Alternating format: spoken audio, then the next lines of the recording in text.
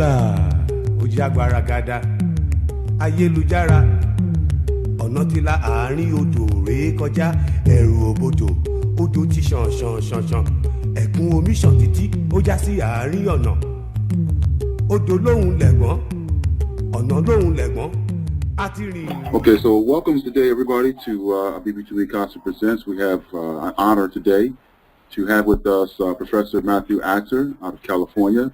He will be talking a tribute to Dr. Ben on the Papyrus of Hunefer and Imhotep. But before we get started, we would like to open our session today with the libation statement by Dr. Campbell. Dr. Campbell? Amen. Yeah.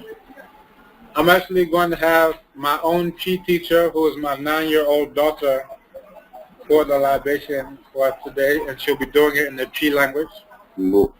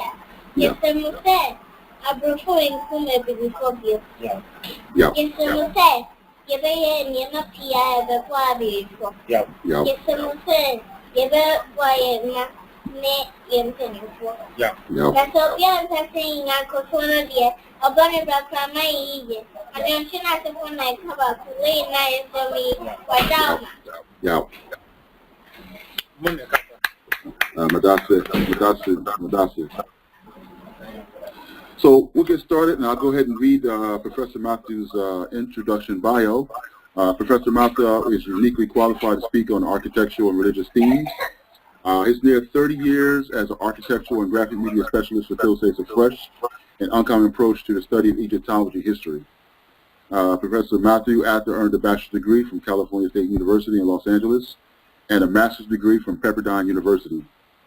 He has lectured for such noted community organizations such as the SCLC, the Urban League, Nation of Islam, National Society of Black Engineers, the Council of Negro Women, the National Organization of Minority Architects, and the Association for the Study of Classical African Civilizations, ASCAT. Dr. Mathu has toured with Dr. Ben to Egypt several occasions. He joined Ashur Kwesi in his work with Dr. Ben in 1981. Professor Mathu is currently completing 2 books dedicated to the focus of Dr. Ben on the Papyrus of Hunefer and the Central African origins of ancient Egypt, and his maximus opus on the legacy of the Imhotep, the architect. So without further ado, we'd like to introduce Professor Mathu Ater. Okay, appreciate it. Appreciate the offer. Appreciate having the opportunity to speak with you all. Appreciate it. Absolutely, absolutely. So, Professor Mathu Ater, we welcome you today to talk about Dr. Ben. I know everyone on the call can definitely appreciate the life, legacy, and dedication of Dr. Ben in bringing the study of Egypt, or what I like to call chematology, and the study of Kemet to the forefront of the study of African-centered history. And your work and touring with Dr. Ben and over the years and studying at Dr. Ben and Dr. Clark and others like him has really been something that we need to really focus in on today, especially in the age of the internet, where we have a lot of information being distributed over the internet. But welcome today to AbibitumiKasa, and the floor is yours. Appreciate you having me, brother. Yeah, there's a lot to say, and of course there's never enough time to say it all, but I'd like to begin with Baba Dr. Ben and kind of outline, some of the things that here on the West Coast we've been able to accomplish to help with his efforts, for the time that he was here. A lot of folks don't really know about his connections to the West Coast. There's been major alignment with Dr. Ben going back into the 70s. And, he was working on two fronts. He had, of course, the East Coast is where, everything starts there. And we're all, the Harlem Renaissance, we're all in debt to that. That's really where everything starts there. So, but Dr. Richard King, I'm sure probably some of you have heard of him. Absolutely. And Dr. Richard King and attorney LeGrand H. Clay II, they were early scholars, man, here on the West Coast in relations with Dr. Ben.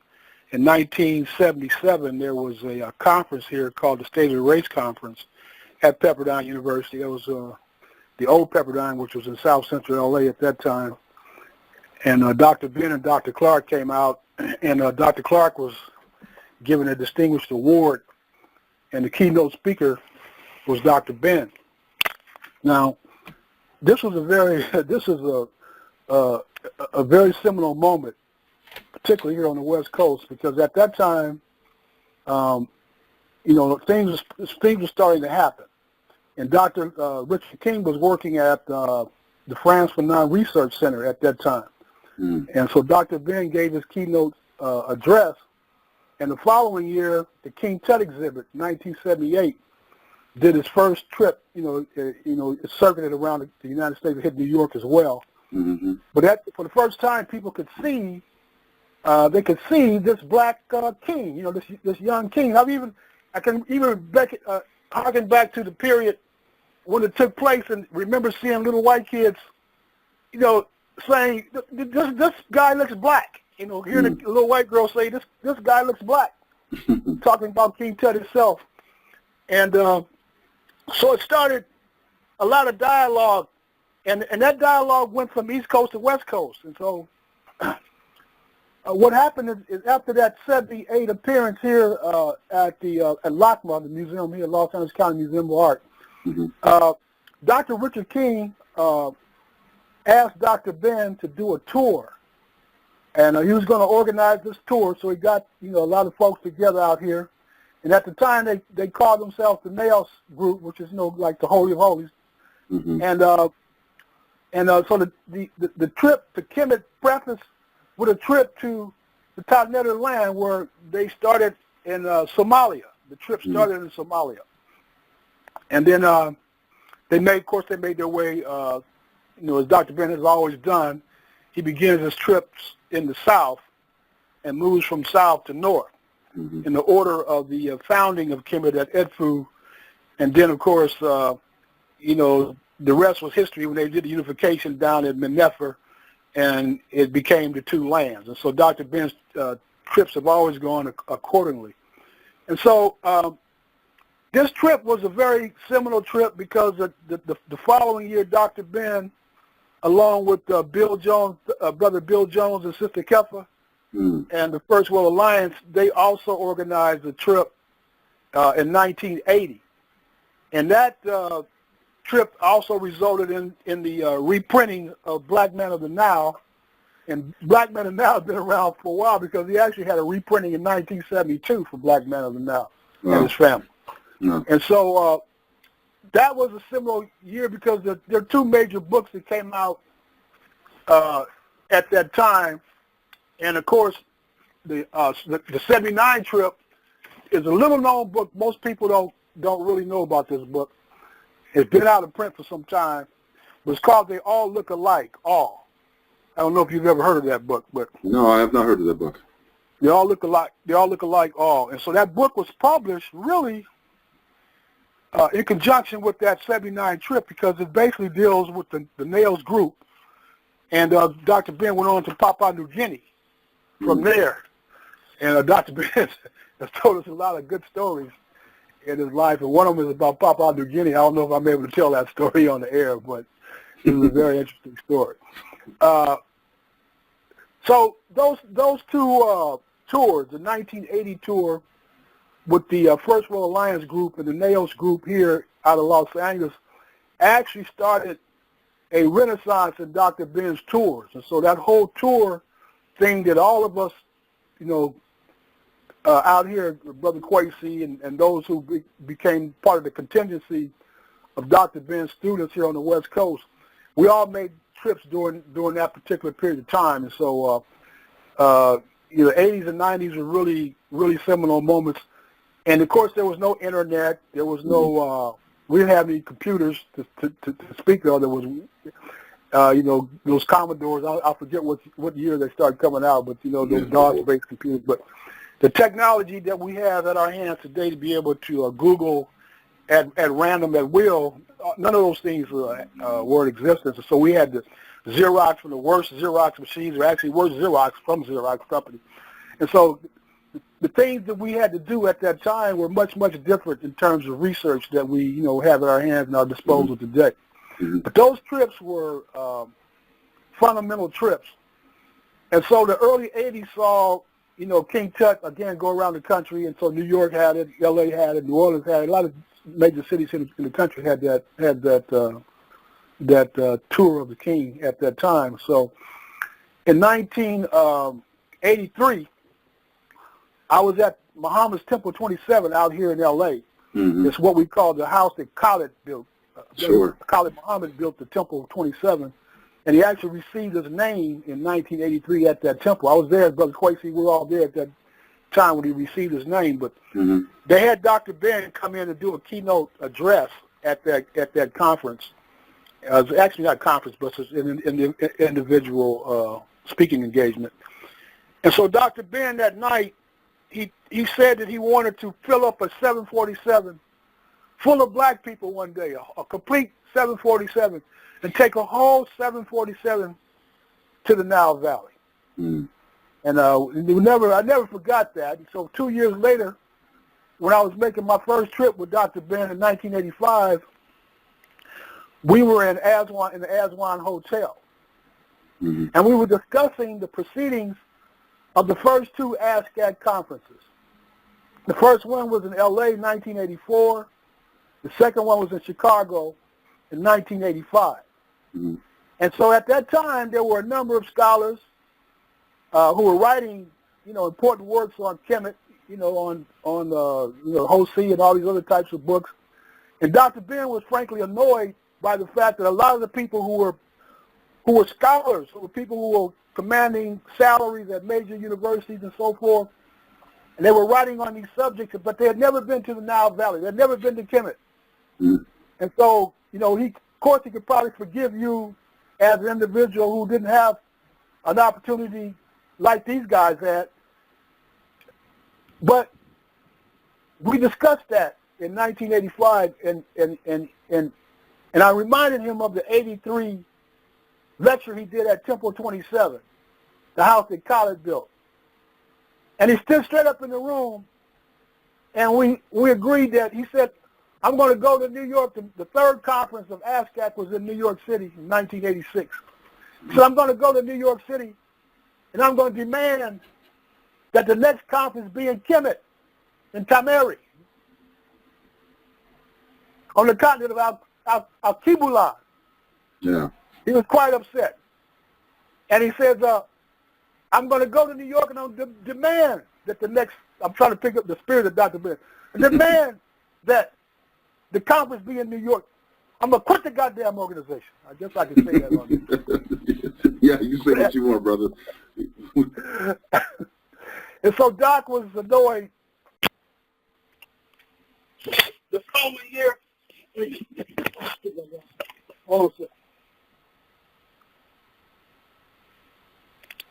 So excited I pulled my my earphones out of my phone. Oh, I hope that word didn't kick you out.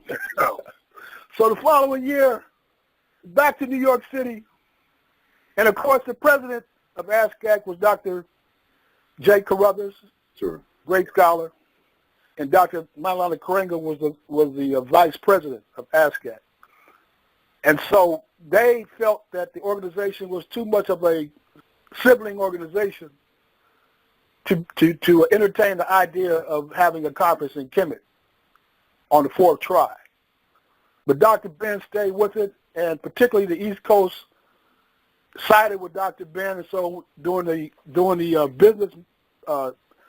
business matters, they agreed, the majority, that we would go to Kemet.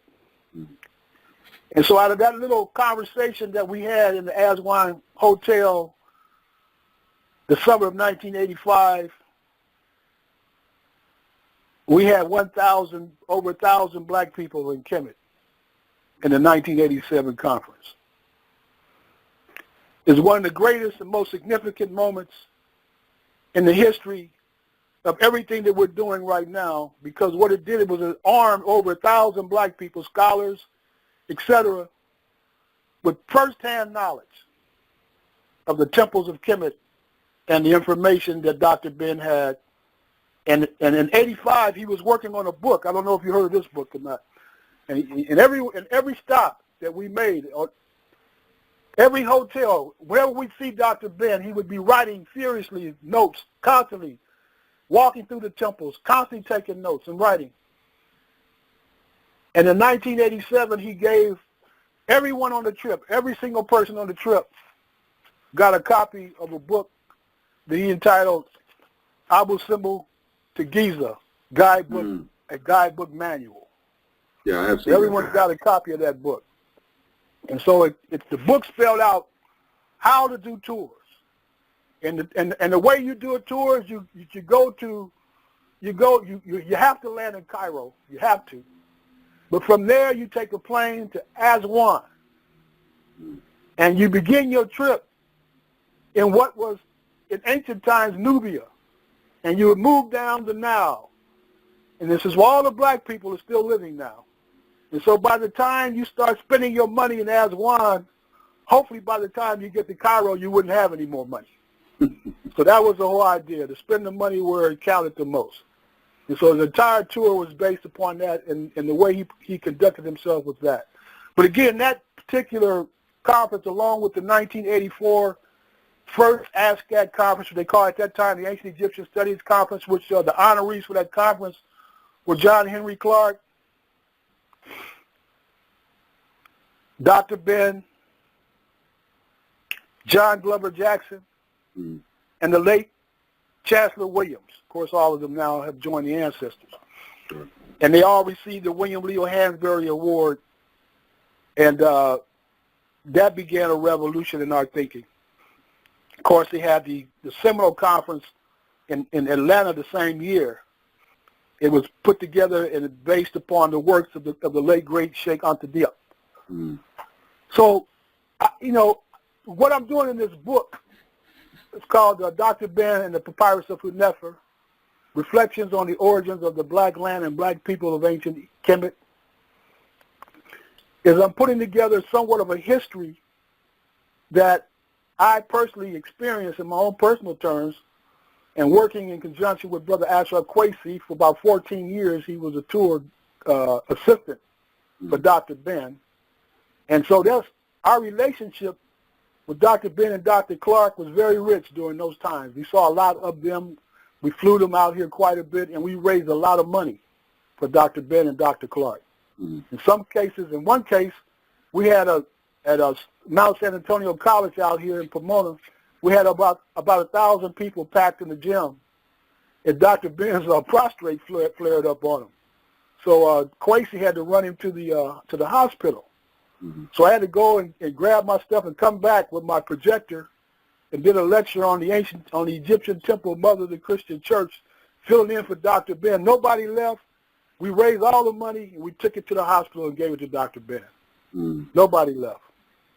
So we had a lot of different experiences, and I could spend the rest of the conversation on that. But I want to go and get into the subject matter a little bit. But I just wanted to give you a brief intro. Sure.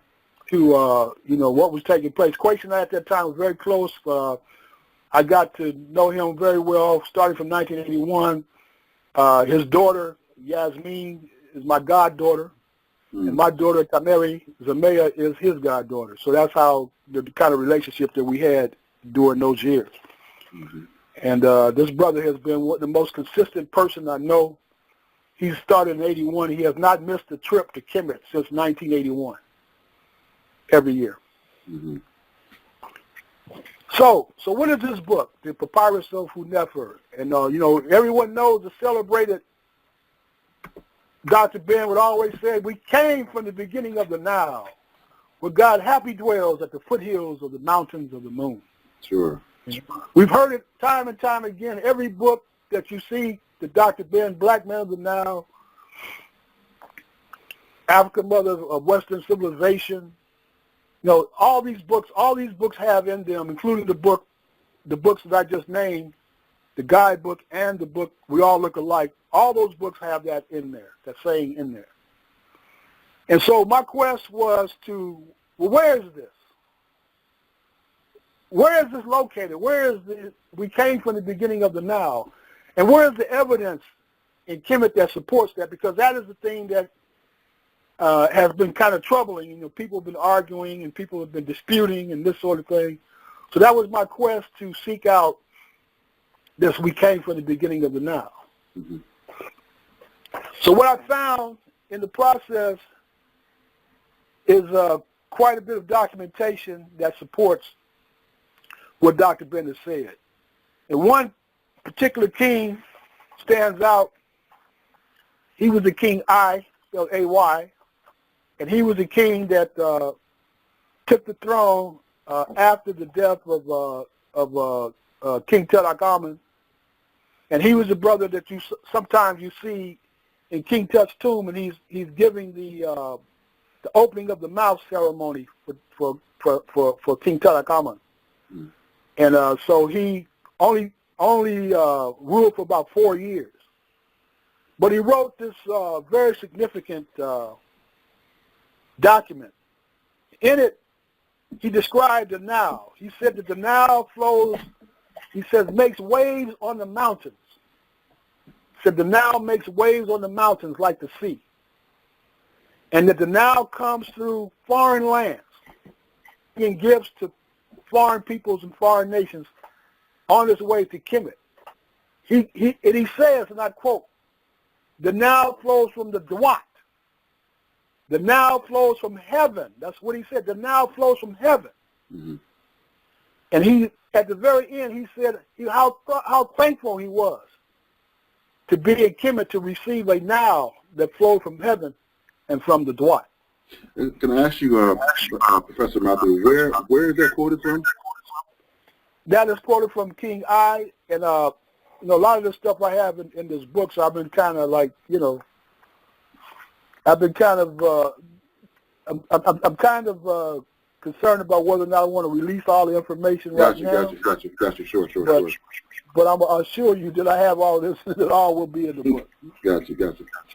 And because that's one of the things that we have now with this YouTube scholar age, is people take your stuff and they put it all over the place, and they'll give you an ounce of credit for doing all the years of research and struggle that you go through to get it. Gotcha. Absolutely. And right now, man, I'm at the moment of truth as far as getting this information out because I've kind of run out of time. I took an early retirement just to get the money, and the money's about to run out on that, so I've got to get this book out now because, we don't have much, like I said, when Dr. Ben and Clark were on the scene, we did a lot of support. Kids don't even buy videos or DVDs anymore. Mm-hmm. Everybody downloads. They look for everything for free. They don't look to return, give you anything in return. So that was one of the things that I've been concerned about by doing all of this book, doing this research. Mm-hmm. But what I've been able to do is I've been able to follow up on King I, and there are a lot of other instances that support this book. One of the major things I've been able to do is look at the Rift Valley, the Great Rift Valley, and the great, which I call a bulge in the center of Africa, where the lakes are. There's so many lakes in Uganda. It's about 1/3 of Uganda is covered by lakes, and Lake Albert, which they call Albert, is the lake that sits in front of the mountains, which we call Ruwenzori, which Dr. Ben refers correctly as the Mountain of the Moon. Mm-hmm. And so, usually you see the god Happy, the god of the river, of the Nile. In some cases, he has a couple of urns in his hand or a couple of lakes. Some cases, you have more than one. You see 3. And so in that instance, it shows that there are more. 3 usually means plural. So there's more than one source for the river. So there are different sources that are responsible for the Nile that eventually ends up in Kemet, coming down in Kemet. Sure. And so the land of Kemet, when you look up the definition for Kemet, it's always referred to as a crocodile scale, burning charcoal, or a piece of burning wood. Mm-hmm.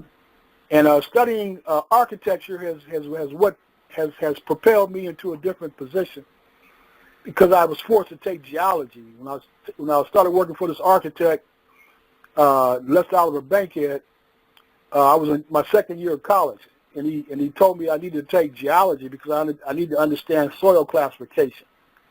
So I studied geology. I took the first chance I got. I took another geology course, and so I learned about the Great Rift Valley, and I was shocked to find out how many volcanoes and how much activity was taking place in that area, and that in the Great Western Rift was the most active, to this day, is the most active volcanic area in the entire world, the Great Rift Valley. And so that lake, Victoria, usually we look at maps and we just see, a flat map, and you'll see the lake on it, and you see the description of the different countries and the capitals and all that kind of stuff.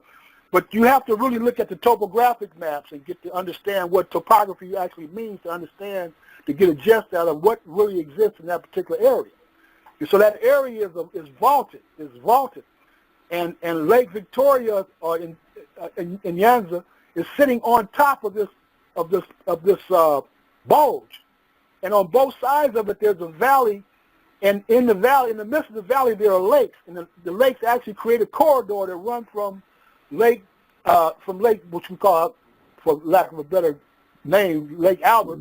From that particular lake, along the western side, there's a corridor that runs all the way through with a series of mountains, lakes, volcanoes, lake after lake. It takes you all the way into southern Africa. It's a complete corridor. And the way that thing was created was by tremendous upheaval. And it continues even to this day. The volcanic eruptions, and you have lakes that are boiling with lava to this day, that are still boiling with lava right to this day. And so this is something that, from geology, I said, man, I've done a lot of architectural projects on hillsides, and had to cut structural sections through the hillside to show how we're going to lay this project out and support the project. So these are things I was accustomed to looking at. So I began to look at it the same way I look at an architectural project, and I began to discover topographic projects that actually included maps and sectional cuts and that sort of thing. And that gives a better identity to anything you're writing about what's taking place in that particular area. And so the area from which they call the Afro-Asiatic language homeland, that's the place where the languages that they call African and Asiatic, which includes Arabic and Hebrew. They call it Asiatic because that part of the world is considered to be so-called Asia Minor. But the area that particularly Martin Bernal has in his book Black Athena, there are several models, but I believe Bernal has the best model, because the area where Lake Turkana exists is kind of lodged between the highlands of Ethiopia. There's a severe rise in elevation from around that valley where the Lake Turkana is like in a valley. And so to the north is Ethiopia and its highlands. To the south is the great Eastern Rift. And so the place that this language is thought to have its beginnings, the homeland, is nested right in an area that I think is a perfect area to give a description of some of the most important features in the eschatology of ancient Kemet.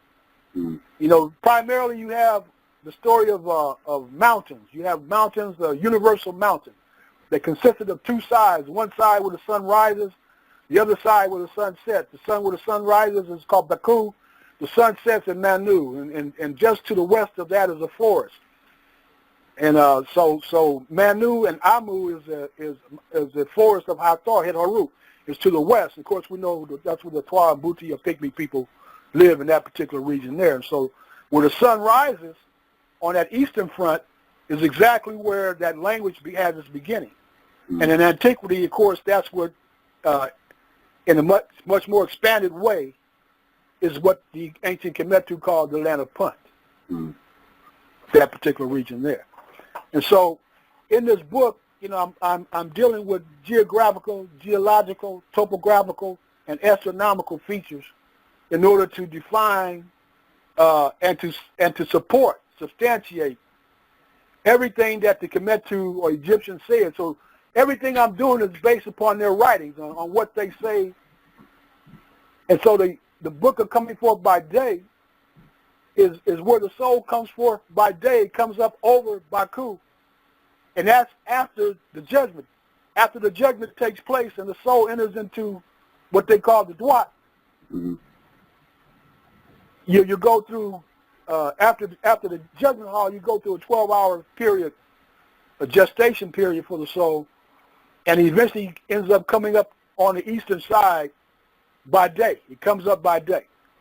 And that's the beginning of the propelling of the soul into the universe, into it's sort of like the Stargate, that like the movie they made, you know. And so I'm seeing now where they're getting all this stuff from, you know. And so this place in the mountain, there's a corridor in the mountain, and all of this is in the book Coming Forth by Day. And so I've been able to compare Hunefer with Oni. And so and when you get to the place of judgment, where the soul is being weighed by the heart, and each one, it's almost it's like you can take Oni's words and Hunefer's words, and you can exchange them. They say exactly the same thing. When he stands before the scales, he says, "My heart, my mother, my heart, my mother." He's crying out. The soul is crying out, "My heart, my mother." He calls it, and sitting on the scales is my heart, my heart, my heart, my mother. Do not stand up against me in this chamber. So he's pleading that there's no wrongdoings or wrong deeds in his heart, and pleading to his mother. He calls his heart. And from that point, if he's able to pass that test, and he moves to what I call in the book the Temple of Millions of Years. And so every temple, every mortuary temple in Kemet, every single one of them on the West Bank is called the Temple of Millions of Years. But that's true of all the temples of Kemet, but in particular the mortuary temple, because that's the temple that is modeled particularly after the entire events. All the events that take place in the book of Coming Forth by Day are being modeled by temple architecture. So my quest is somewhat difficult, because what I'm trying to do here, what I've done here is to show exactly how the temple models the book of Coming Forth by Day. And so the preparation is a mystery school. It was, you know, a lot of the European scholars have argued about whether that was mystery or not. No, it was a mystery. Because the way they explain things, this is a guidebook for your soul. So everyone that had transitioned in the Old Kingdom, they wrote it in the pyramids. It's called the pyramid text. They wrote it on the pyramid itself. In the Middle Kingdom, they wrote it on the coffins. They called it Coffin Texts. They wrote it on the coffins. In the New Kingdom, they call it the Book of the Dead, or the Coming Forth by Day. They wrote it in there, and they put it in the tomb with you. But every one of them, going all the way back to the Old Kingdom, as far as we go back, we can find the traces of it, particularly at Sahori's pyramid, inside the Sahori's pyramid in the Fifth Dynasty. So all these things I have put in this book to show the emergence of the book of Coming Forth by Day from the Old Kingdom of the pyramid text. And I'm showing how when King Pepe I wrote in the antechamber of the king's chamber, "O boatman of the boatless just, O ferryman of the field of rushes, Pepe is just before heaven and earth. Pepe is just before this isle of earth, to which he has swum, to which he has come, which is between the thighs of Newt. He is that twat of the dances of God, the bringer of joy before God's great throne." This is what was written in the books, in the streets, on the day that Pepe was called to life. When he put that in this pyramid text, there was a geographical, geological, topographical and astronomical understanding when they wrote that in this pyramid. So the place where King Pepe transformed, at least metaphorically, into a dancing twa before the throne of Osiris was in a place called between the thighs of Nut. That's code language. That's a mystery.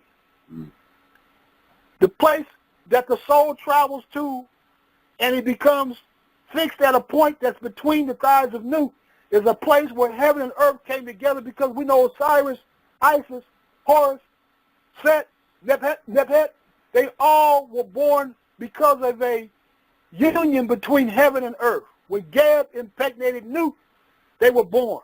That's between the thighs of Nut. So it's a code word where they say that the soul has ended up between the thighs of Nut. That means the soul has gone back to where creation started. That's what it means. That reminds me. Where on earth can you find this place? Yeah, that reminds me of, if you watch Dr. Ben, you know he used to say, heaven's between the legs of a black woman. He used to say that all the time. All the time. That's in the book too. that was one of my favorite lectures. He would definitely, Dr. Ben would definitely speak to the ladies, man. He would definitely speak to the. I've been in heaven. I was born in heaven, and I've been back for the joys of heaven. Yeah, absolutely, all the time. So that's what the book is fundamentally. It's in pursuit of Dr. Ben and the message that he gave, and so it's groundbreaking in a lot of respects because it's showing the unity between architecture and the topography and geography and the astronomy. The place where when Harku went back and brought the Twa back to King Pepe II. He brought a live Twa back, and when he brought it back to King Pepe II, he said, man, you did just like King Issi did when they had a Twa brought back to him by Broderick, who brought a Twa back to King Issi. So they was repeating something that had been done in the Fifth Dynasty. And when he said that he brought these Twa, these Mbute, back from the land of the horizon dwellers. How many times have you seen horizon dwellers? What does it mean? That's the astronomical part of it. Because when you go up the Nile, the only way you can go is up. And when you get to the mountain of the moon, when you get to the Ruwenzori Mountains, the equator runs straight through the rear of the mountains. Cuts right through. There's a spot where Lake George and Lake Edward are the rear lakes behind, and they're joined together by a river, a small river that was created as a result of volcanoes along the back part of Ruwenzori. Ruwenzori is a solid rock that was thrusted up, straight up. And the tips of are jagged because of glaciers. And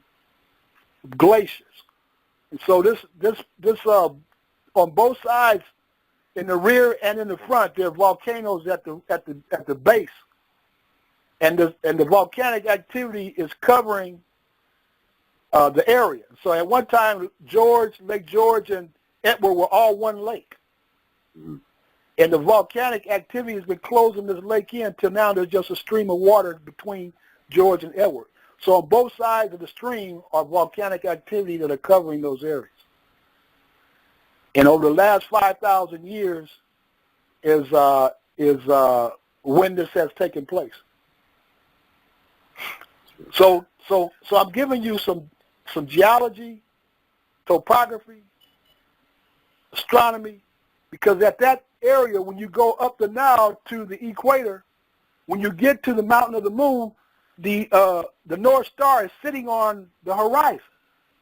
It's on the horizon. When you look north, when you go south, and you get to where the equator is, when you look north, you see the North Star sitting on the horizon.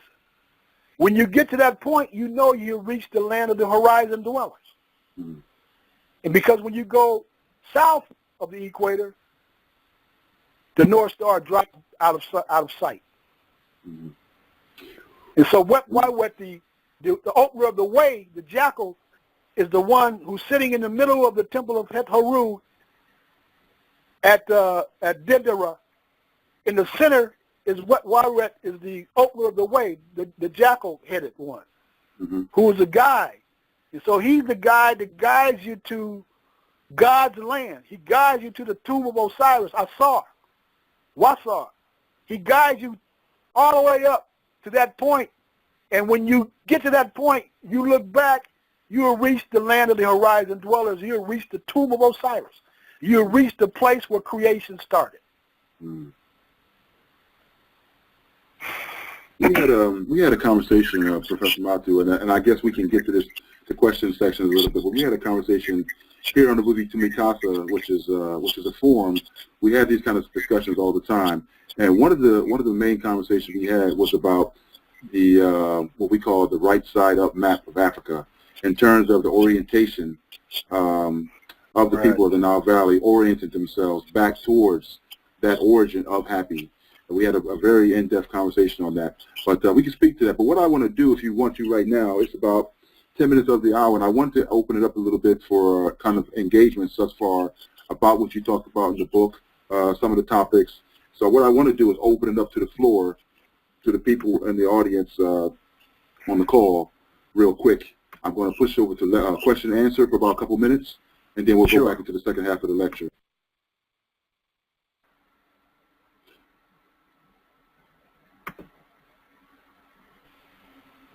So you're still with us, Brother Matthew. So right now, if anyone on the call is listening in and they have some questions they want to pose to Professor Matthew, go right ahead, feel free. You can let me know via the situation. We have one question coming in right now. Let me, okay, Dr. Campbell, you're unmuted.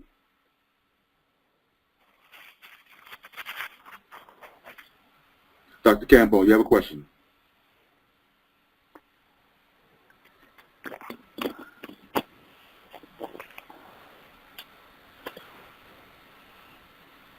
So Dr. Campbell had a question come in. If anyone has a question, feel free. I think I have a...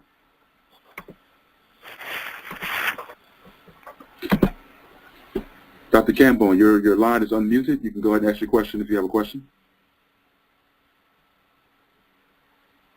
Okay, well, maybe you're having a problem typing in. If anyone else has a question, so if you have a question, feel free to go ahead and type it in the chat as well, and I'll just read your question out loud to Professor Matthew.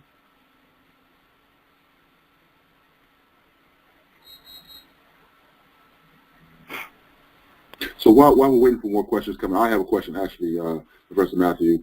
So a little bit about Dr. Ben. I know on his tours, he would always stop in the local, I don't want to call them local villages, and make sure he always interacted with the local people. Could you speak to some of your experiences on that with Dr. Ben on some of your trips? He would always stop in Aswan, which was Nubia. And in antiquity, that was Nubia. It was the marketplace. That was a place where people from that part of the world would gather together and they would exchange, trade, sort of thing. So he would always stop there in the Nubian villages, and we would bring school supplies. He always brought supplies, so forth, and money, donations, to fund, to fund the things that they needed, for their classrooms and their schools and that sort of thing. So that was primary. That was a part of the trip that was as important as seeing the pyramid or anything like that. It was one of the sureties of the trip that you would do that, and that you would engage yourself with these people, and they would look at you, and they would be so full of joy and happiness to see us, man. And all over you see, they'd say, Nubian, Nubian, Nubian American, Nubian, Nubian, Nubian American. And some people, like, I can remember little sisters that were like, one particular sister, my partner, Aline Rahman, who's one of the early Chemist production, Dr. Ben students. His daughter was like a really chocolate little Nubian girl, man. They took her and ran her all over the place, man. They just, they just get totally enamored by that. And so it was like one of the most exciting parts of the trip to see the joy and the communication that we were able to have with these children in particular, man. So that was a very important part of the trip. Again, that's why Dr. Ben always began his tours in the South, so that you could, spend, the majority of your money, if possible, in that particular area before you get to the other part of the country where you have more of the invasion took place and you have the amalgamation, assimilation that is taking place down there, that people generally use that as a picture of what Kemet or who the Kemetu Egyptians were. Sure. One of the things I pose in the book is Aswan High Dam.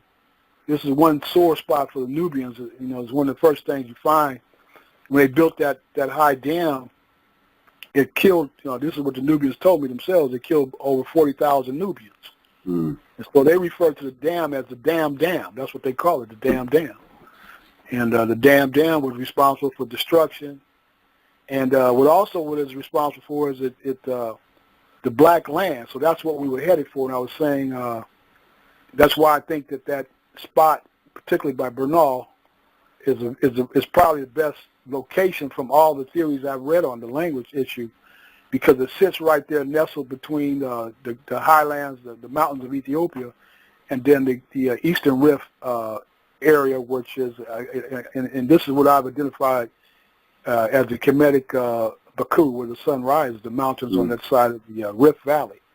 And all of those is volcanic. It's all black. Lake Turkana has volcanoes emerging out of the lake, and it's black. It's blackened all over the whole region. It's blackened from the volcanic activity. The same is true the hills of Ethiopia. You have iron literally oozing out of the black volcanic ash and plume. Iron they call the bones of Set. That was the material associated with Set. Of course, the Set was the region was regional to the south. That was the land identified as Set's territory was the south. That's where the ladder was created from iron from that area that Osiris used to climb up from the mountain into heaven. So these are all metaphors and so forth, but there's actual geological elements there to support the thing that they're writing in these texts, and that's what I've been doing. I've been looking at the text, reading the text, and then showing the identity that the text has with geography and geology, also astronomy, of course. Sure. So this is a very important part of the trip, man, is to go to visit your brothers and sisters there in Nubia. Yeah, I know Professor Manu Ampim has a very important work he does in Nubia. Yeah, he does the Save the Nubia project, and what you just said about the Aswan Dam, and actually the loss of the primary resources that are there for the study of our history was lost there. So it looks like I have 2 questions pending. Let me see here. I have some more questions coming in. Let me go ahead and try to. Okay, we have a call. 919. Your line is open. Can you hear me? Yes, we can hear you. Can you hear me? Yes, we can hear you. Okay. Yes, I actually came across, first off, I wanted to appreciate you for coming on and sharing with us from your forthcoming book. Now, I was interested, I came across a document by Brother Reggie Mabry, and you may be familiar with this document, but it's a slideshow entitled Unpacking the Most Important Primary Evidence where Nile Valley Africans said their ancestors came from Inner Africa, finally destroying the myth that the first Kemetu came from the Middle East. And in it, he's looking at the famine stela of Yebu, and in it where it talks about the twin caverns, it talks about, of course, Imhotep going down to the source of the Nile, the place from which the ancestors came.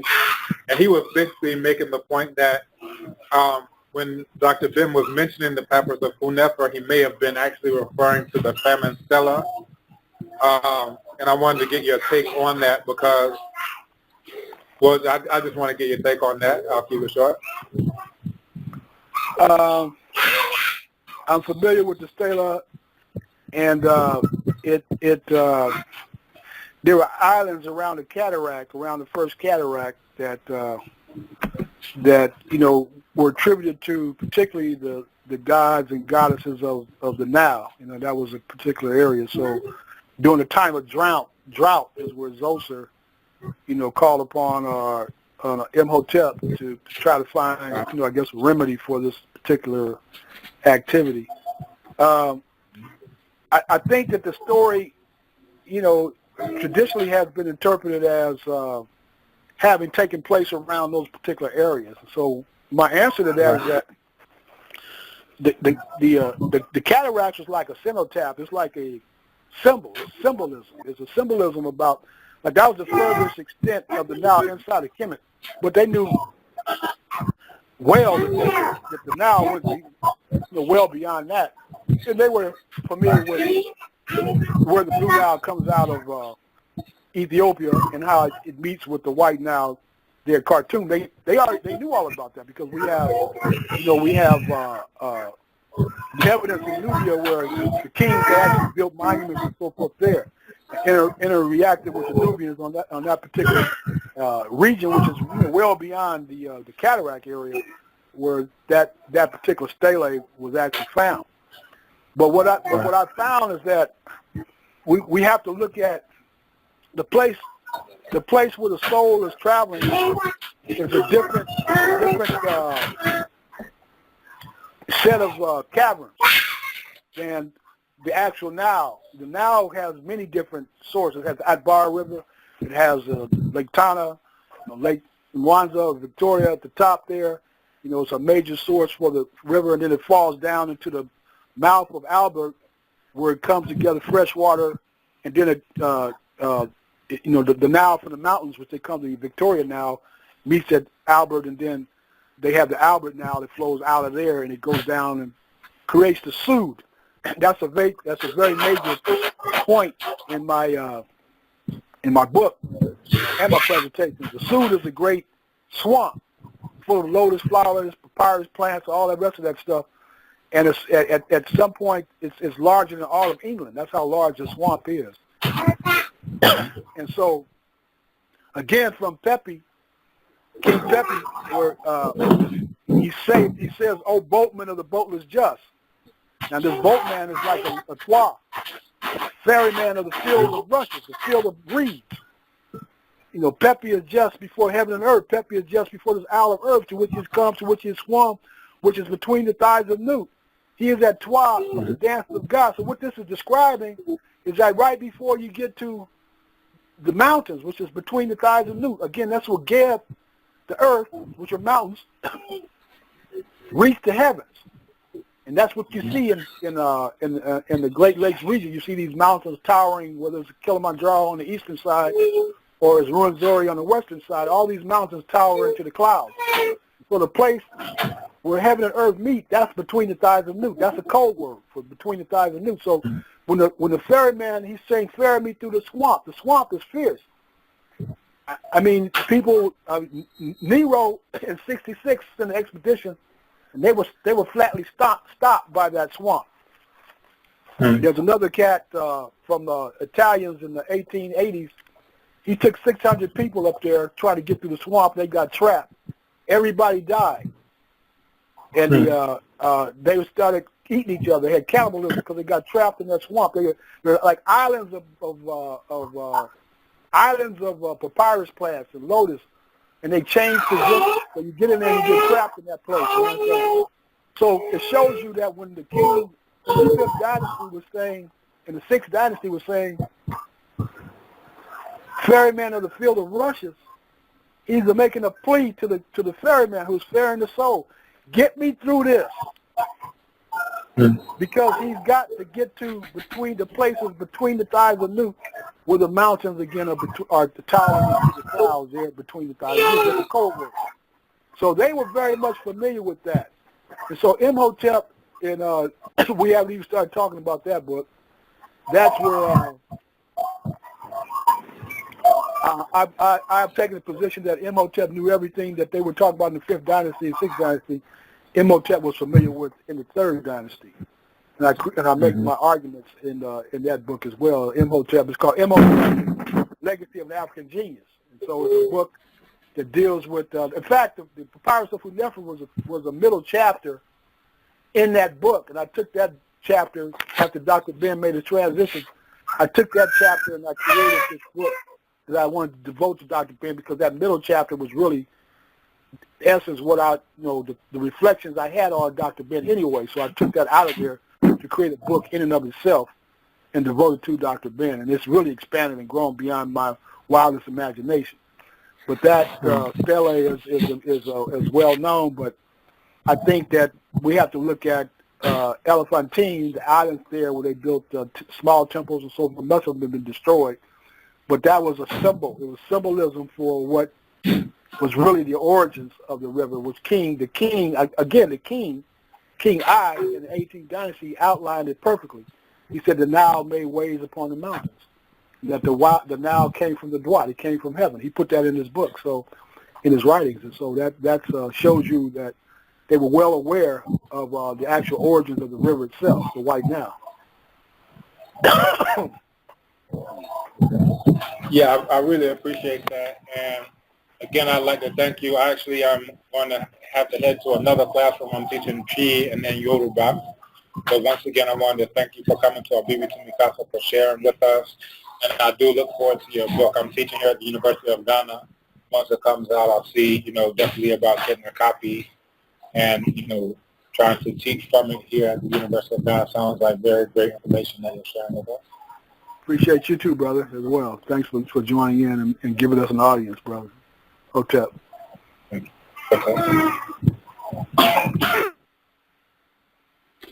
Okay, thank you. So, Professor Mathu, you mentioned about the second book. I don't know if you want to jump in a little bit about the Imhotep book, but thank you for that segue there, okay? Sure. Okay, well, the segue to the Imhotep, that was it's not even my first book I started writing, but I actually started writing a book on the goddess Isis. And when I got to talking about temple architecture, I said, well, I can't do a book on temple architecture without explaining where it came from, So Imhotep was the first great architect in recorded history, period. So, and he was so good at it, they called him the son of Ptah. That was his title, his official title. So who was Ptah? Ptah was the Lord of creation. He's the Lord. He's the intelligence behind creation. So Ater was the offspring from the thoughts of in the Memphite theology. He's the offspring from the thoughts of Ptah. And so the creator is the architect of the universe. He's the architect of everything that took place in terms of creation. And so Imhotep is the one who takes an authority to tamper with and to remodel and to fix what was created by the master architect. So he has a lot of responsibility because everything that he does has to be done with respect to creation. So therefore he's called the son of Ptah.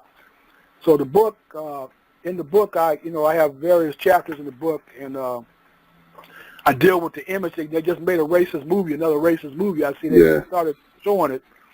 But in my first chapter, I have the image of ancient Chemist. And so the image of the pyramid builders, the image of Imhotep. So I talk about all these things that have been made in these movies going all the way back to the 1920s. I think 24 was when the first one was made. Imhotep by Jameson Hurley was written in 1928. And so this is how impressed this guy was a physician. Jameson Hurley was a physician. So he wrote his book on Imhotep in 1928, and there was already movies about Imhotep. Arthur Waggle, in his book, what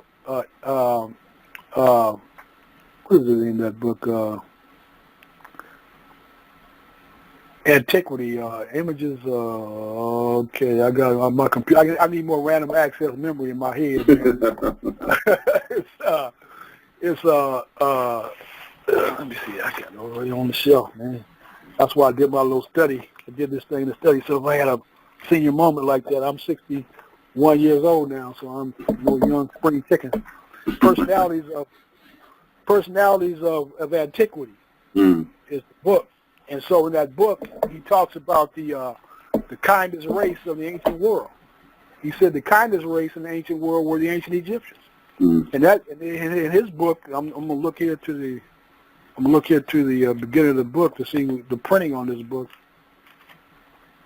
This is 1928 as well. So he wrote this book the same year as Jameson Hurry wrote his book, and he cuts up. Apparently they were making these movies then because he was talking about these film producers. He said it was just a figment of their imagination, and that that when you go, it says that when you go here, you go, Valley of 3,000 or 4,000 years ago, we shall find conditions there so humane that instances of pharaonic cruelty, such as we have seen shown in some recent film dramas, would be seen at once to reflect the mentality of the producer and not that of the people he tried to portray. The Egyptians were seldom consciously cruel. They did not grind men to pulp under the wheels of their juggernauts. They did not lash their laboring slaves. They did not torture people. They did not callously. He just goes on and on. And this is 1928. So here we are dealing with that issue in 2017. The film producers are still at it. Yeah. So this is in the book on Imhotep. So I start the book off dealing with the deprived image of Egypt and Imhotep in history, Hollywood, and religion. That's the first. That's the beyond the introduction. The second chapter. That's the second chapter. And then I deal with Imhotep, the world's first recorded genius. So Imhotep, the Renaissance man. Imhotep, the priest, magician, healer, physician, and deity. Imhotep, the scribe. These are different divisions. Imhotep, the astronomer. Imhotep, the architect. Then I go on to the chapter Ptah, the Black Land, and the Memphite theology, a legacy from Central Africa. Now that was the chapter I took out to start creating this book for Dr. Ben, which is far more expansive now than what I have in this book on Imhotep. It's really grown into quite a book. And so, so the whole idea is to deal with the issues surrounding the images of black heroes like Imhotep and how they're still being assassinated by motion picture industry and so forth and so on. These Kemet, we were talking about Kemet, and I don't know if I completed that idea, but I do not accept crocodile scales as a symbol for Kemet. I do not accept burning charcoal. I do not accept burning wood. The only feature I accept for Kemet is black volcanic ash and plume, and that's exactly where it comes from. It comes out the majority of the inundation that reaches the Nile in Kemet comes out of the highlands and hills of Ethiopia, and that's all black burnt land. That's sometimes you can find, like I said, iron coming right out of the soil, and so that is the source for the black land. And our subject, the Aswan High Dam, is being trapped. The soil is being trapped beyond the dam. So the soil no longer reaches the delta as it did during the time of the dynasties. It's trapped. And so my whole issue now is that whether we can call the country Kemet anymore, because the soil that was once responsible for the folklore of Kemet is no longer reaching Kemet.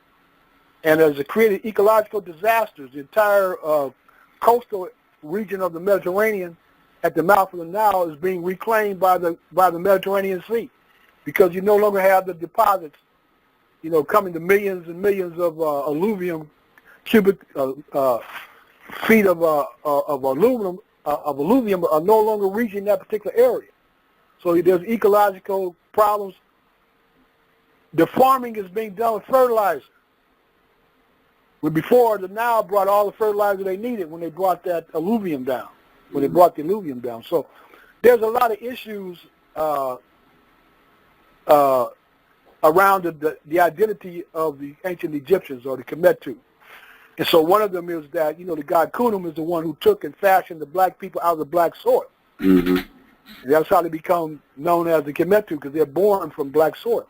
And that the place where that originally takes place is on both sides of the Nile, from the White Nile to the Blue Nile. That's what you find. Volcanism is supreme.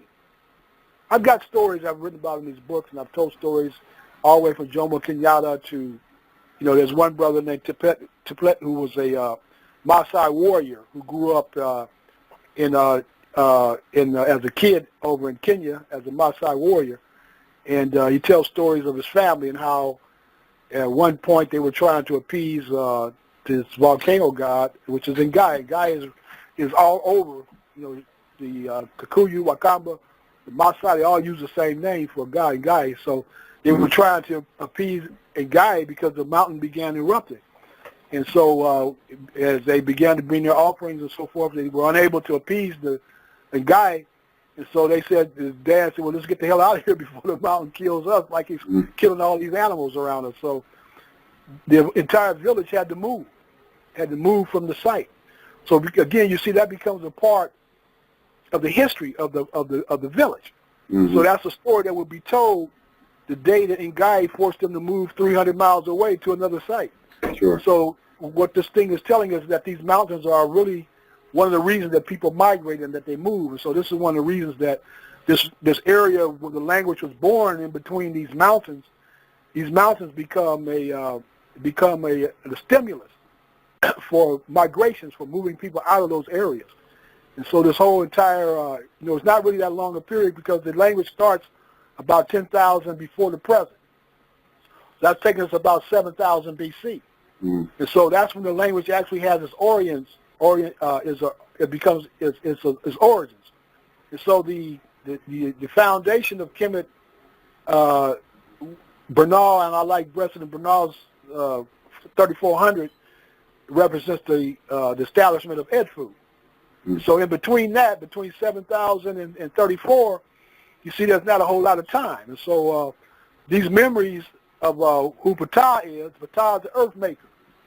Ptah is the mountain that rolls out of the waters of creation. So when you look at those regions all around Central East Africa, this is what you see. You see islands forming in the midst of lakes, coming up out of lakes. And then when you go to the southern the southern side of the continent, Ethiopia, Somalia, those areas, it's a steep drop from that into the Indian Ocean. So the continent appears on that side to be rising up out of the waters, just like the islands they see rising out of the lakes. And so the transfer of the idea of everything being created in the ocean and water, and the primeval waters of creation, you see there's evidence of it all over. So these are some of the theories that I put in the book where I explain, where this idea of the base of water and landmass, even in geography, I compare plate tectonics with the emergence of Gondwana land, now the separation of the continents into different divisions, eventually reaching the divisions that we have now, which they call 7, which is really only 6. It's just European continental chauvinism has made Europe a continent. But yes. The 6 continents that we have now, the story that's told about their emergence out of one single landmass is the exact story of Ptah, where Ptah came out of as Tatenin, the risen land. And so this land began to destroy and separate, and it became several lands. They called pay lands. When it became more lands, they called pay lands. So I explain and I identify the incredible coincidence, if you will, of the creation of the creation story of the Kemetu Egyptians and that of plate tectonics, the story of geology. And so, one of the things I say is that there's enough evidence in Central Africa to create the concept of landmass being formed from water. It's all over the place. What you see everywhere on both sides of the rift, on both eastern and western rifts. You see them both. Mm. Yeah, and those concepts you're speaking about, especially the origins coming out of primordial waters of noon, you see that across the continent. You see that cultural, like Cheikh Diop would say, the cultural unity.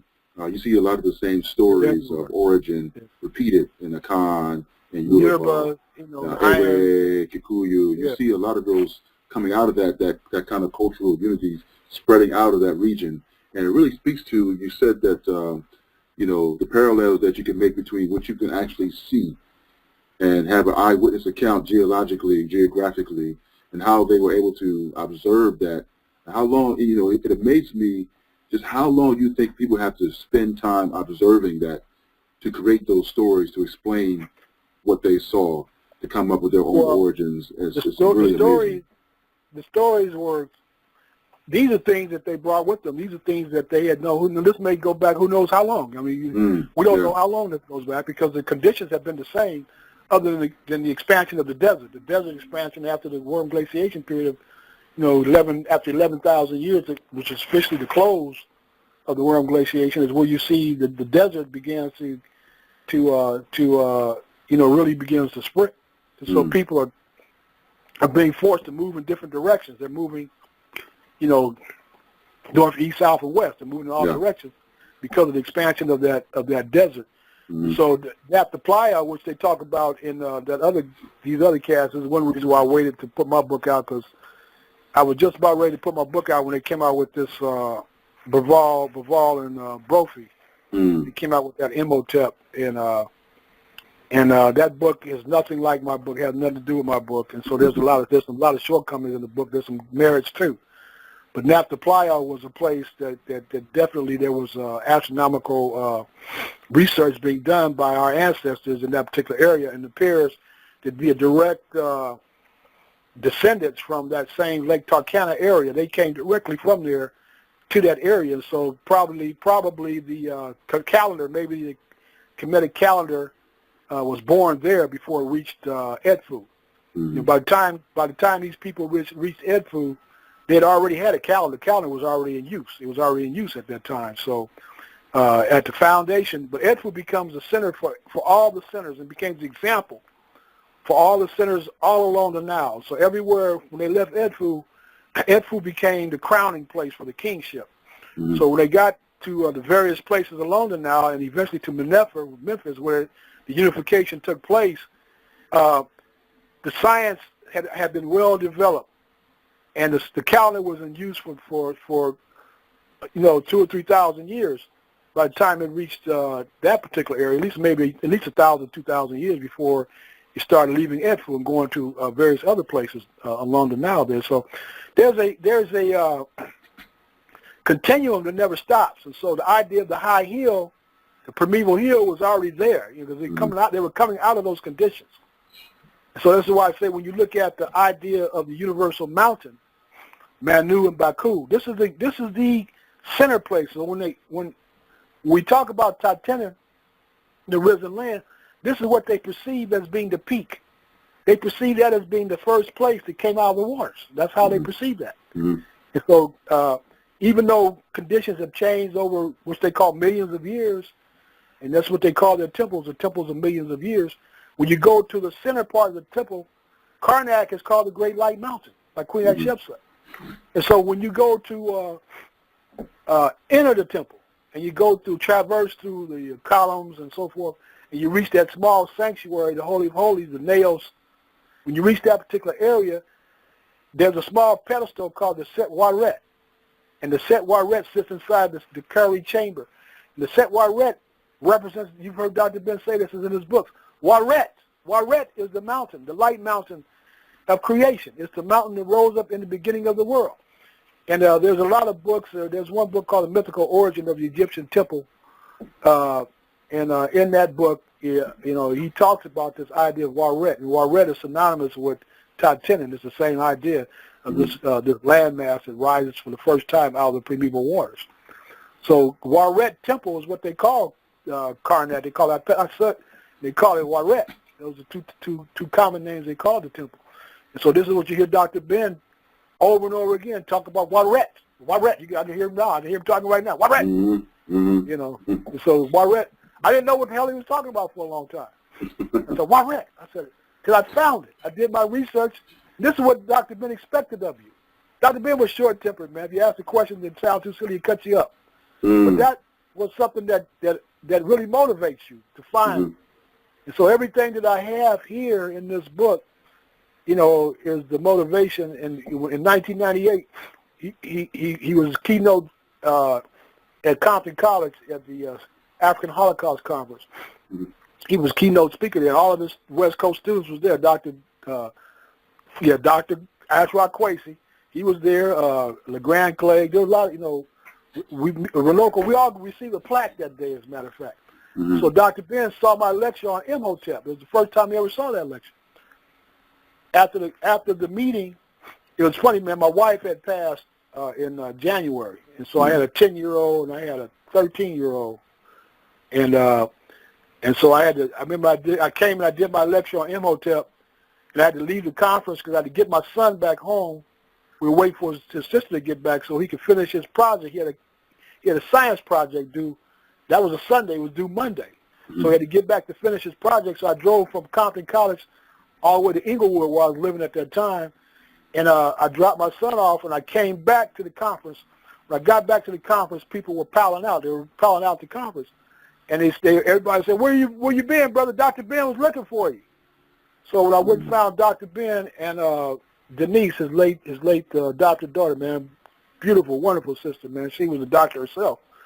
And when I got back there, they told me they needed me to come and to lecture with Dr. Ben on the East Coast. So 1 month later, I was back on the East Coast with Dr. Ben, lecturing with Dr. Ben because of the Imhotep lecture he saw.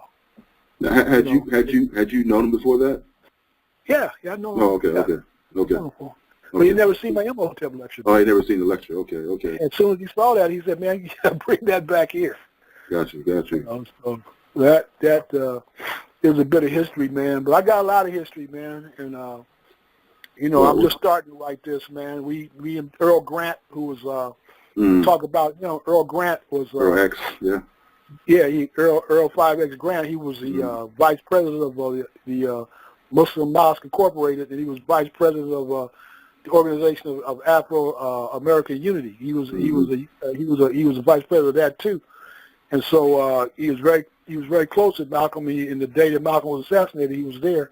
In fact, he believed Malcolm sent him to go make a phone call so that would happen to him because he knew. Yeah. He said Malcolm knew it was going to happen. Yeah. And but this brother and I, we studied ancient Egyptian at UCLA. We've done a lot of stuff over the years, and so one of the last things we did, we put together a lecture we should do called African-centered movements from Harlem to Compton. And that was a lecture series that we're doing. I'm about to try to find that so I can send you a copy of that so you can see that. But Dr. I call him too, Dr. Grant. Grant actually received his master's degree from Harvard University. Most people don't know that. Went to Harvard. And so, it was one of the things that I'm proudest of is my relationship with this brother. He's an expert researcher and scholar, man, and he comes out of that Harlem Renaissance mode. The first person he met when he moved from L.A. to Harlem, and the first person he met was J.A. Rogers when he got there. So there's a lot of stories that I got out of him with Dr. Ben, and of course you knew Dr. Ben and Dr. Clark. If you open up the first page of Dr. Clark's book, with Malcolm X, The Man in His Time. Sure. On the first page, you open it up, you see Earl Grant and Peter Bailey. Peter Bailey, of course, was very close to Malcolm too, and he's a writer. He was a writer back then and did a lot of work, important work. So, in fact, we flew him out, Bailey out here at the Inglewood. We had a wonderful sit down with those cats, man. It's like amazing to sit there and hear the stories these guys have to tell, Sure. So, yeah, I remember, I don't want to misquote Dr. Ben, but I remember one of the lectures. I used to buy all his stuff from a bookstore in Philly called Know Thyself Bookstore over on 52nd and Hazel. It's in West Philly. And the brother over there is Dale Jones. You probably remember Dale Jones. He wrote the War on the Horizon. But anyway, I remember one of the lectures, they were speaking about Malcolm X, I believe, and one of the persons asked Dr. Ben, how can you eat pork? He asked Dr. Ben, how can you eat pork? And Dr. Ben said, I eat pork, but I buy bullets. So I know a lot of people that don't eat pork and don't do anything. So I remember those lectures by Dr. Ben. Dr. Clark ate it too. Yeah. So I can imagine the conversations they used to have back and forth. Yeah, Malcolm used to have conversations with Dr. Clark about that. Yeah, I remember. I can imagine. But the mutual respect for the scholarship was probably unmatched. But these guys were shallow portfolios, man. They used to give research information to Malcolm. So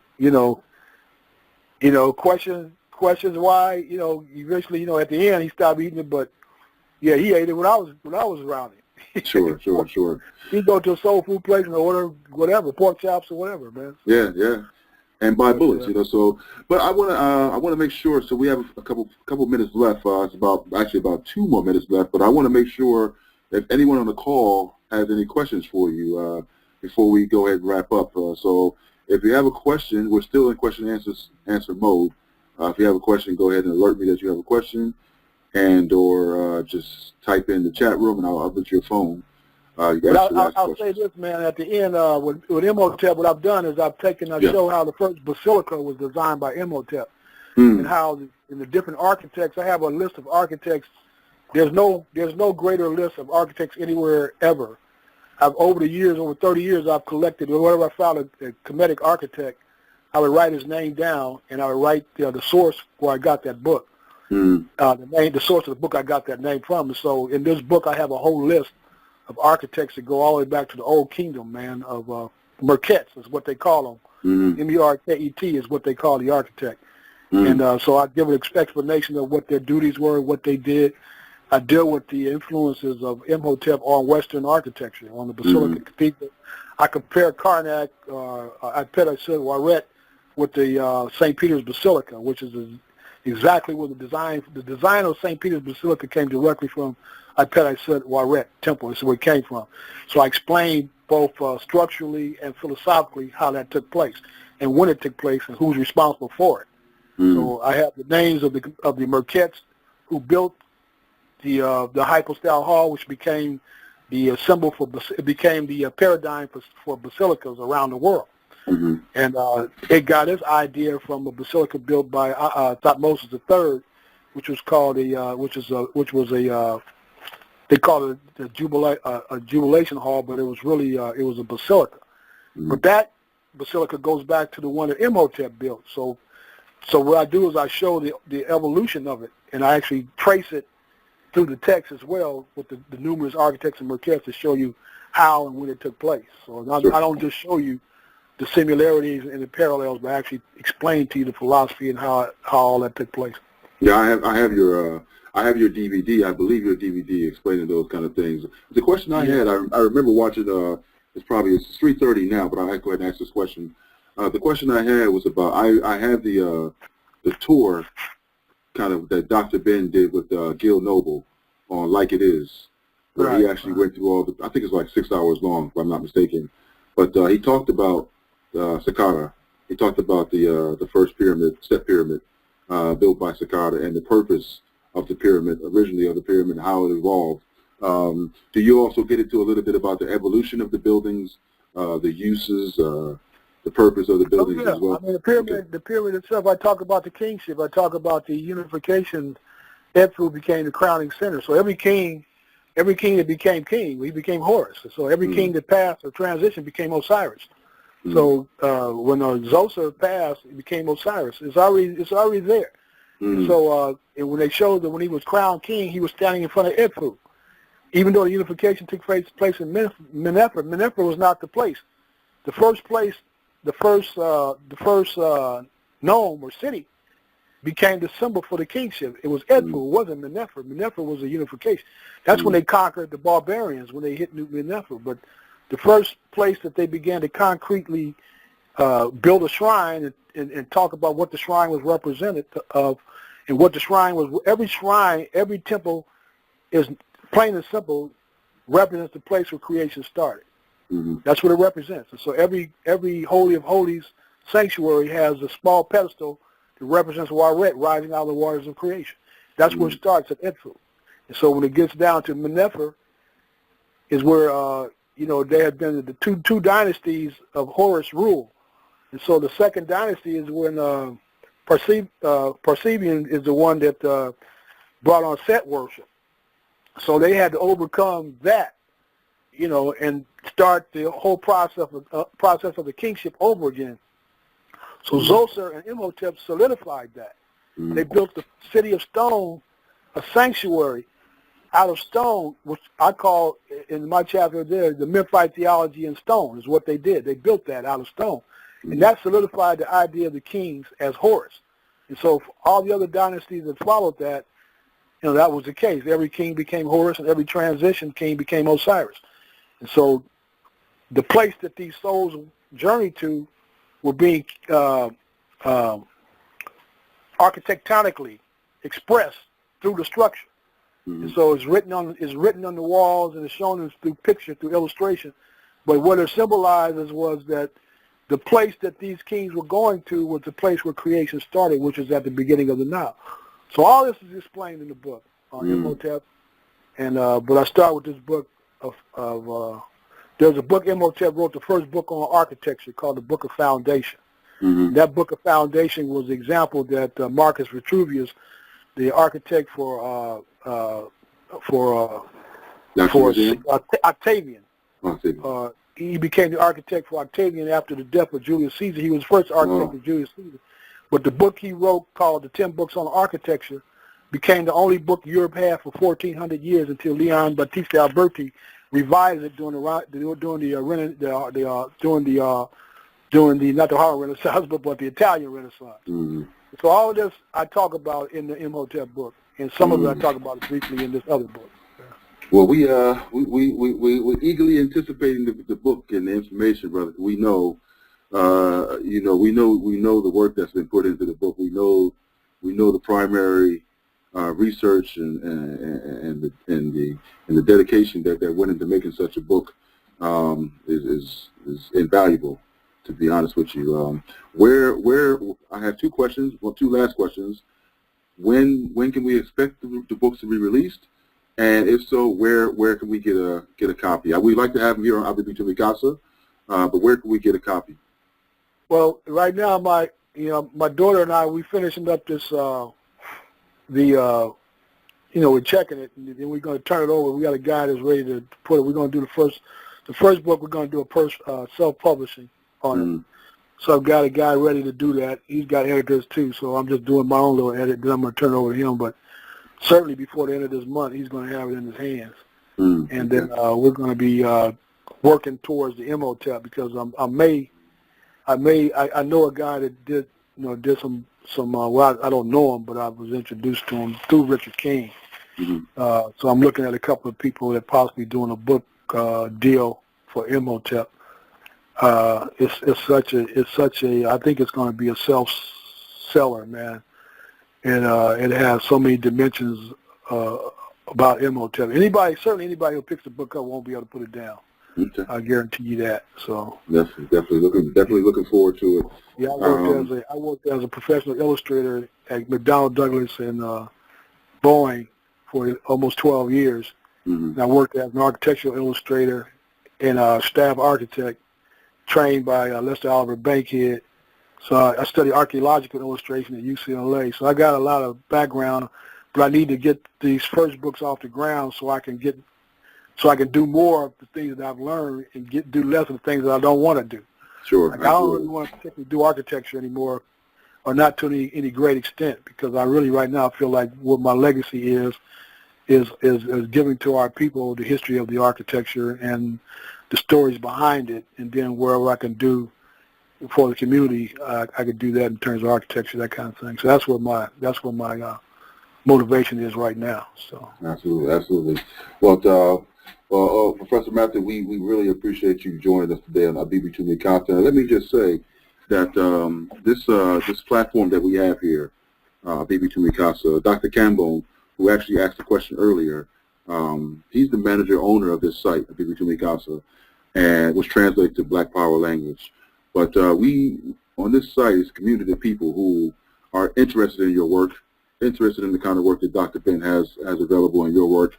We're a community of people who are thinkers, readers, and researchers, primary researchers. So it's quite a unique platform that we have going on here, and we sure welcome you to be part of our community. To come on anytime you want to come back on. We have a blog section. You can do your own blog. You can come on and do another book release if you want on our site. So we have at our exposures and resources available to scholars who are doing this African-centered work. Available to the community, so we always have open invitation from us to come back and join us when your book is released. That, brother. To come back and do a book release. And also just let folks know they can reach me on Facebook, and also, be free to give out my number to anybody who's wants to find a means to reach me. Sure. Question, whatever, Sure. I haven't really been selling my DVDs or anything like I should be, but eventually I'm so focused on these books that I've just kind of like canceled everything out. Sure. We also have a marketplace too. If you want to sell your product via AbibitumiKasa, we also have that available too. But great. We can definitely work that out. Yeah. Sure, we'll definitely talk about it, definitely. So at the end, conclusion, we definitely want to thank you for the information. Definitely gave us a lot of things to think about and gave us a little bit of that personal insight into Dr. Ben, the man himself, just how he was and how he carried himself.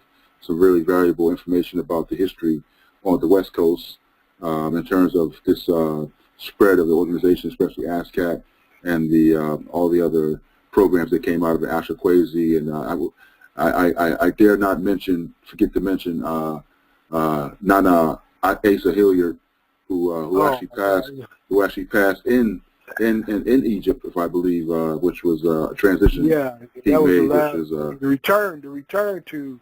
I was with that first trip with him, and Asa was a friend, man. He's a wonderful person, man.